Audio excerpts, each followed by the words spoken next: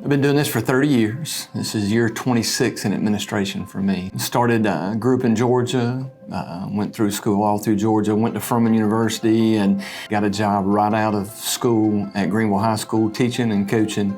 And I have been an administrative assistant, I've been an assistant principal, I've been a principal, executive director of a charter school, assistant superintendent and a superintendent, and then of course now with Charter Schools USA I've been state director, which is really the equivalent of a superintendent. So I've had a vast experience of administrative roles in my 26-year career in administration. To be honest, probably one of the hardest one is being a principal because there's so many things that you have to do as a principal. But it's also one of the most rewarding because you have an impact upon every kid that's in that school. Many times when I'm the principal, people would ask me how many kids I had. And I always tell them how many kids I had in the school. And they would look at me funny. I go, I'm a principal. Because that's the way I look at it. When I'm a principal, those are my kids. You know, that's the piece, the biggest impact on kids is just, you know, we have a mantra here at Berkeley Prep that we say we're going to love kids and we're going to teach them. For me, that's the two most important things we can do is for kids to leave here every day that they've learned something and they felt loved. If those two things happen, I consider that a successful day. When I first became a principal, the community really wanted me to be principal because I had worked there for 6 years as an assistant principal. I lived in that community.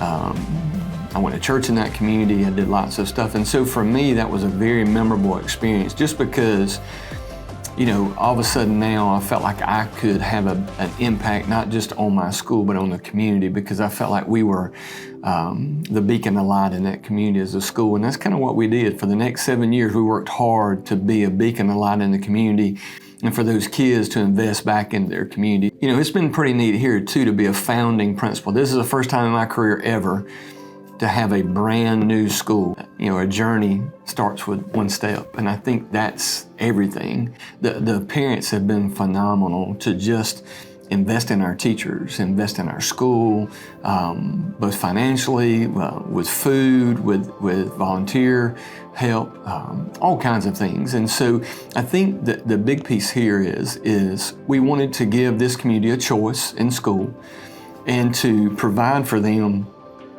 something that they've been longing for, a school that not only was a choice for them, but provided every student the ability to grow. You know, one thing that I've seen in schools over the years is maybe the low kids are targeted and they're pushed, or the middle kids, we try to, you know, they call them the bubble kids sometimes, to try to make sure that they are pushed forward, or we focus on the high flyers. One of the things we try to do here is we try to meet every kid's need and try to push them, no matter where they're at.